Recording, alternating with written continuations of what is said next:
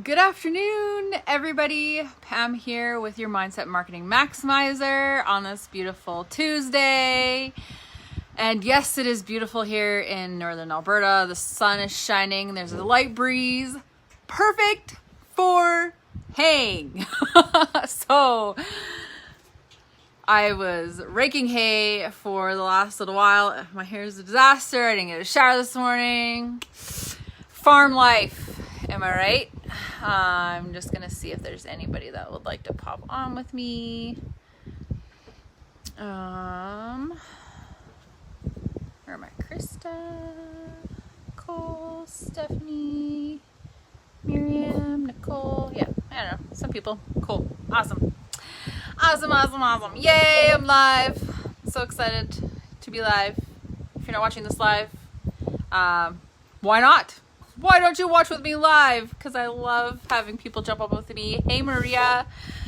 How are you today? I love having people jump up with me live because it makes more fun. The interaction, the questions, the comments. I love them. So if you're not watching me live, then if you're not in my group, jump in my group. It's a free Facebook community group. I'm sure if you're watching on my YouTube channel or on my website, there's a link around this video somewhere. You can tap it and request access to jump in with me. And you can be live with me every Tuesday or whenever I decide to do it. It's usually Tuesdays. I try for Tuesday at noon Mountain Time, but sometimes it doesn't happen that way. Anyway, as you can see, like I said, I'm a hot mess from hay season, but that's okay. I'm okay. This is life. This is real life. I'm real life.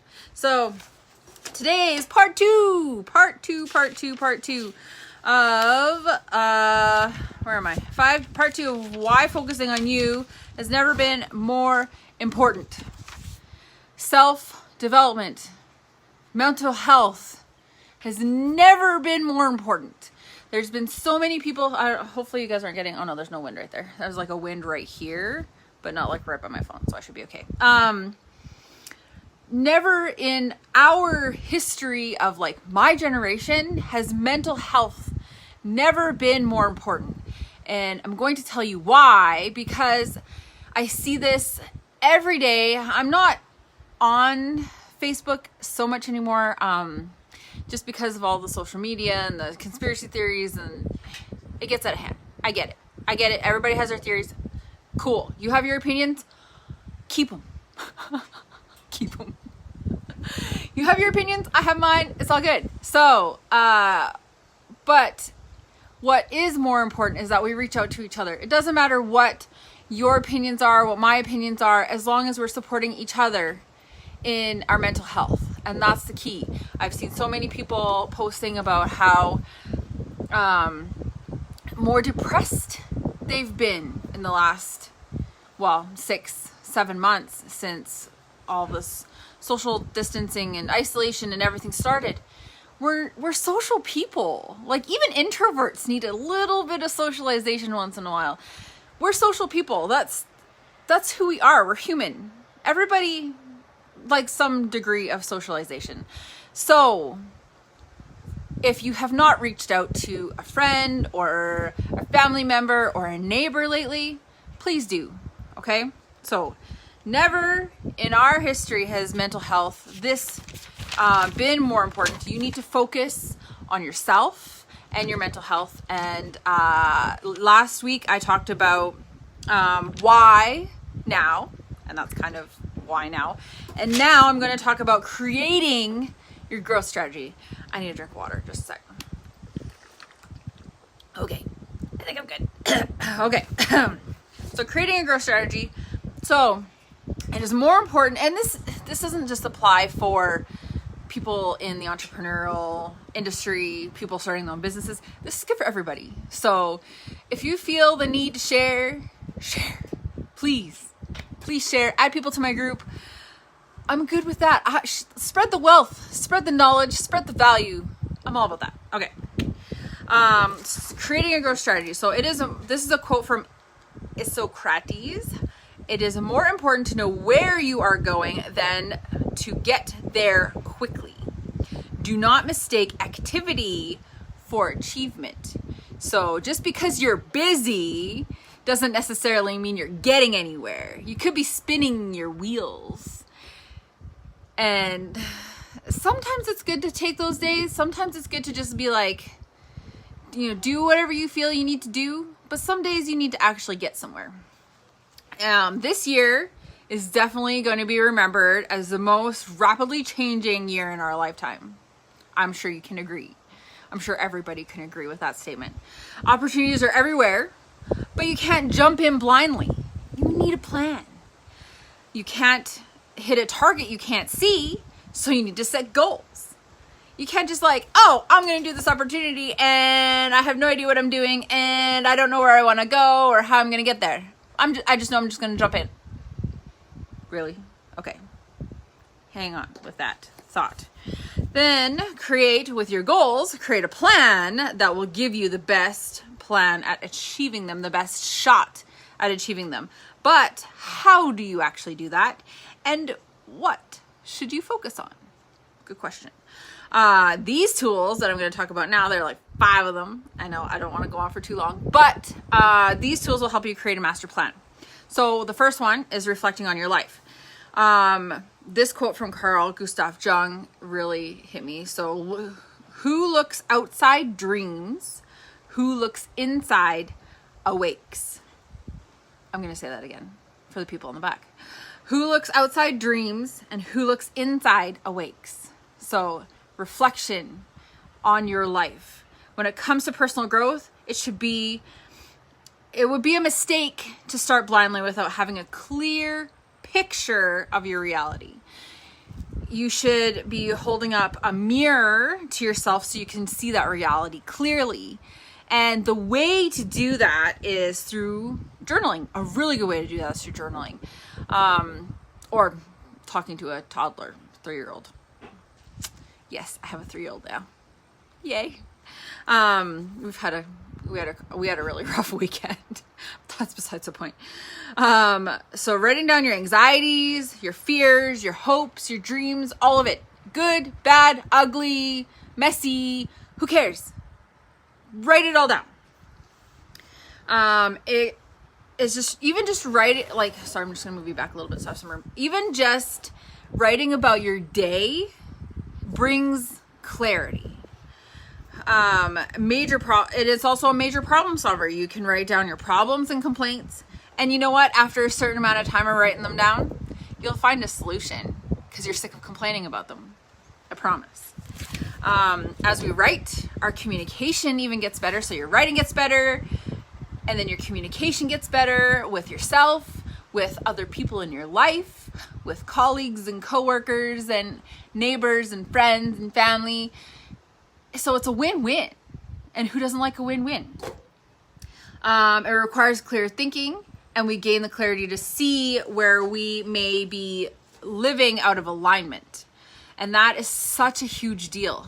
So when you're living out of alignment, everything just kind of feels off. But when you finally figure out your values, your true values, and I think it's in this group somewhere, I put a worksheet with Dr. Demartini about a values assessment.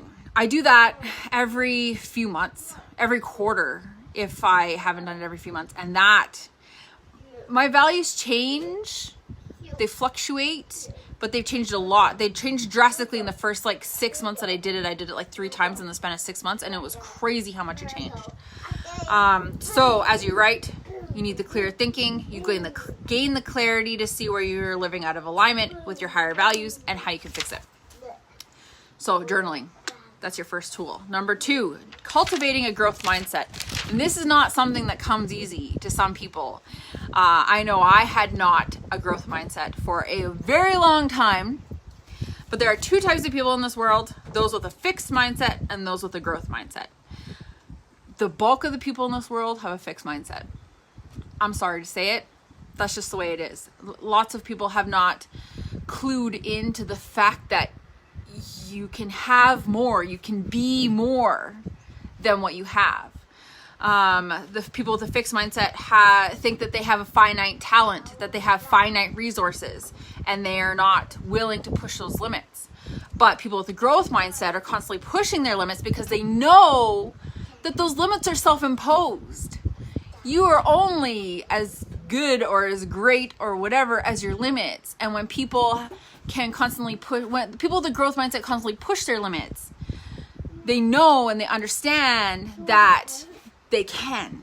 But people with a fixed mindset don't understand that they can have more, that they can push their limits. I hope I'm making sense. I see somebody's watching, but I don't know who it is. Sorry. So the decision to adopt a growth mindset is the key component to accelerate personal growth. Why, you ask? Good question.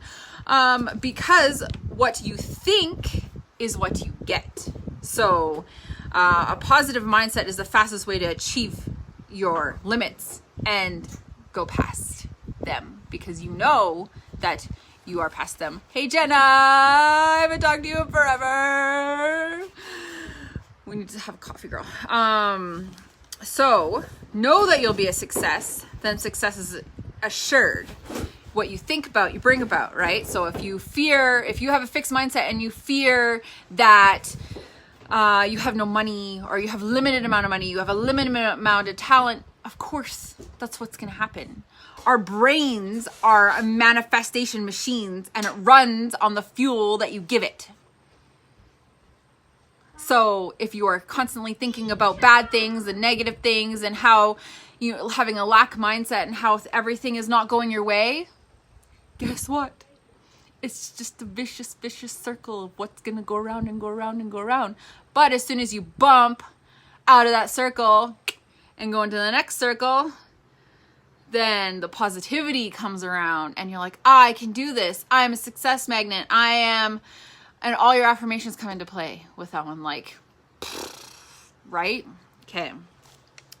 So, like I say, your minds are manifest. Your mind, yes, your mind, Jenna, Maria, whoever's watching, your mind is a manifestation machine, and it operates on what you fuel it with. So, positive, negative, your choice. Hard truth, she says, but truth it is, girl. Number 3, so focus on the hustle. There's been no better time in the last century to start a business than now. I keep saying that. I said it over and over and over again. I'll keep saying it. Sorry. Millions of companies are closing their doors, whether you or somebody you know has been affected directly or not. You can't help but feel it's palpable in the world right now.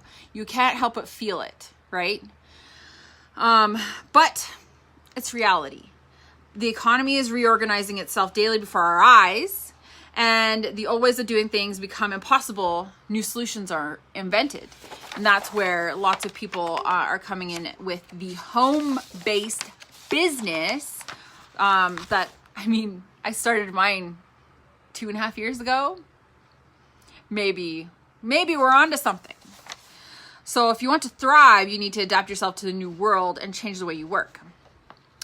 So for many people, it means that hanging onto your salary job with fate in the hands of another person or faceless management is a risky strategy. Transitioning fully to entrepreneurship right away may not be the right move, but as you have your main stream of income, if you still have it, if you're still lucky enough to have it, then you can start incorporating income producing activities from a side hustle, as we call it, or an at-home business before or after work, on your days off, whatever you need to do to make the transition. And then eventually, once that one's consistent enough, then you can move away from your salary job and call your own shots, which is what most of us want to do, right? So focus on what you love doing. This is how I have a sticker on my arm. Look at that. I don't know how that got there. So focusing on the hustle is such a huge part of self-development, starting your own business, stuff like that. Everybody's talking about hustle. And it's good to a point. Oh, don't fall. Don't want to lose another tooth.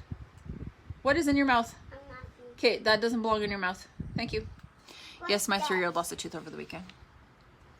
It was by accident. Okay, go play. So choosing the right side hustle or idea. Focus on what you love doing. Starting a business is easy. Taking it to profitability is one of the most challenging pursuits you'll undertake. It's taken me probably a couple years to figure out exactly where I fit in the online world. But once it clicked, it clicked. So don't get discouraged by people who are like, oh yeah, I started online and within 6 months I made $1 million. No, sorry. You should choose a goal that you'll enjoy chasing for the next five years minimum to ensure you'll follow through. 5 years. Okay, so brace yourself and pace yourself. Play to your strengths. Great on video, know your way around editing software. Then maybe your marketing strategy might focus on growing an engaged YouTube following, which I'm trying to do. I love YouTube. But I like putting my content in my Facebook group and then sharing it to my YouTube channel and my website. So everybody has their own strategies, right? Not a great writer, then starting a blog might not be for you if you're not a great writer, but it's a skill that you can always develop. And then you can always see how far you've come. It's like me on video. I haven't always been like this. When I started on video, I was like nervous all the time and like talking really fast. And now I just drone on and on and on, and you guys have to listen to me. Sorry. Decide on your hedgehog concept. And I like this one. In the classic business book, Good to Great, researchers found that the most successful companies got really good at one thing, the same way a hedgehog is great at rolling up into a ball to protect itself. Focus on what you can be best in the world at, and the competition won't catch you. So I may not be best at running Facebook ads, but I'm better than your average person. I do pretty good at most of the things that I offer within my marketing company. And I love doing these coaching live training sessions. So that's kind of like been where I've been focusing on lately, which has been awesome. I've had lots of calls with clients, and feedback has been really good so far. So I'm going to keep doing that. And then the fourth tool, I think I've got 5 tools. Yes, 5 tools. Fourth tool, partner with your allies. If you want to go fast, go alone. If you want to go far, go together. That's a African proverb, which I love. Building a business without partners is hard. Building a life without partners is practically impossible. How much of a role you give these partners in your life or your business depends on your personal style. But know that having someone on board with you can double your growth, personal and professional. Partners keep us accountable and energized, and that's why I love our online communities with Affiliate Institute, and I found a couple other amazing masterminds, the Revenue Mastermind with Mike Dillard. They've all been amazing to bounce ideas off of and to just like give me that extra boost when I need it on days that are not great. And we all have those days, so it's okay. It's okay to not rely on somebody, but to have those groups of people or those people that you can, like I said, bounce ideas off of or to support you. When planning your growth strategy, it's a good idea to leave ample space for the involvement of other people, whether it's a significant other, or a business partner or a mentor. Finding allies in business often starts with joining a mastermind group. I was talking about with Mike Dillard's Revenue Mastermind, and that's a collection of people with similar goals. Facebook is a great place to start for a search, or you can always ask me, not specifically as a mastermind or a mentor, but maybe I know some people that could offer the same kind of support that you need. So don't assume that it has to involve a two-way exchange. It can be as simple as reading a book or watching a video by personal development experts. I love Darren Hardy's Darren Daily video every weekday morning at like 3:30 in the morning. It hits my inbox. So when I wake up, it's like the first thing I listen to. And it just clicks not every day. Some days I'm just like, okay, Darren, you're reaching with that one. But for the most part, his stuff is amazing. So if you want, I have some stuff posted in this group every once in a while. I post one of his videos. They expire after like 72 hours though. So if you want his most recent one from today, I could drop it in the comments of this video and you guys can definitely check it out, or reach out to me and I can send you the day's clip and you can sign up for yourself. Pretty easy.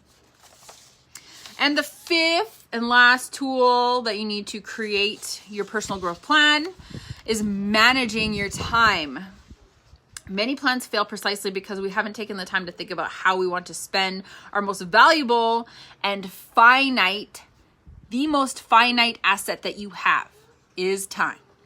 For most people, this pandemic has radically altered how we spend our days and even created more free time or less if you have kids or a farm like I do and Jenna does.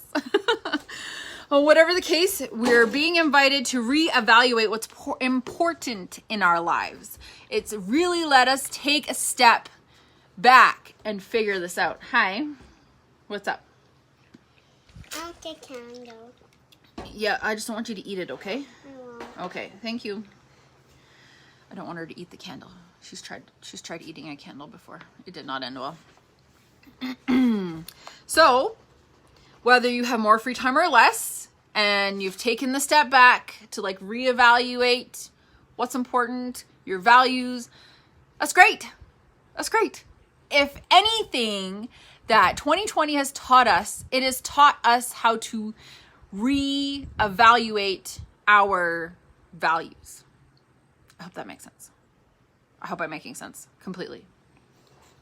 During this forced introspection, take the time to consciously decide how you will use your daily 86,400 seconds every day. Write down in your journal how you currently spend your time, minute by minute, and create your ideal daily schedule. Some things may have to go, some things you can incorporate, like building your side hustle. Okay, don't eat that, I said. She said, okay, she's not going to eat it. I don't trust her. Where was I? So as you work to close the gap between your two lifestyles, so whether you're changing from your fixed mindset to your growth mindset, or whether you're switching from having a main like salary job to developing a side hustle, there's a lot of change happening no matter what you're doing. Your time management will gradually improve. It's not going to happen overnight. Hey, don't eat it. No. Well, how come it's in your mouth? No. I'm not eating it, she says. So be mindful not to pack every minute of your day full. And for those of us that have kids, you know that it's not possible. Jenna says, also gave me time with my partner to rethink our business together or not together if need be. Makes sense. Perfect. I love it. Thank you. You're going to hide it. She's going to hide it. I'm never going to find that candle again. Is always going to find it? Okay. As we've seen over the last couple of months, or last bunch of months, because it's been more than a couple months, many of the activities and obligations that we thought were important have turned out to be entirely non-essential. What? So you're going to eat that candle. No, she can't eat the candle. It's yucky. We don't eat wax. No. Okay, go play. I'm almost done. So, doing great work requires a healthy dose of blank space in your calendar. Call it solitude or room to breathe or creative space. Just be sure to protect this freedom. I know that between March when it kind of started here, homeschooling a kindergartner, which is not difficult. She was in kindergarten and she kind of knew most of the stuff she was learning anyway. And then like extracurricular activities. She still did jujitsu, but at home. Kate, you're going to pinch your fingers. Stop, please. But you realized how non-essential some things can be in your life. So that's where in your journal, writing everything down, like how exactly you spend your time. It doesn't have to be like second by second, but close. right? So, okay, from this morning, you know, I got up and I did chores and I had coffee and then I raked hay and then I tried to sit down and do notes for this and then I was like, let's just do it.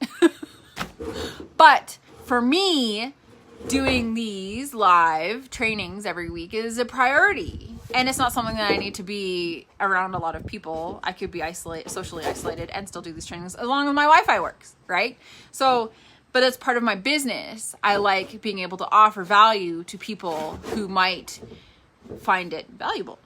And it doesn't matter if it's Jenna or Maria or sometimes Brandy or Christina or whoever jumps on, as long as you find value, as long as one person finds value in these lives, I really want to keep doing them. So those are the 5 tools that you need. Are you okay? I'm not. Just as long as you didn't knock another tooth out. The 5 tools that you need to create your growth strategy. And then next week, that changed. Next week, I will be talking about part 3, taking action. So, I've explained why focusing on yourself last week, why focusing on yourself is so important. This week, I've given you some tools, in creating your growth strategy. And then next week, we will be the masters of implementation and taking action. Do you want to say hi? Okay. You want to say hi? Hi. Can you wave? You see your nice toothless smile. Can you smile?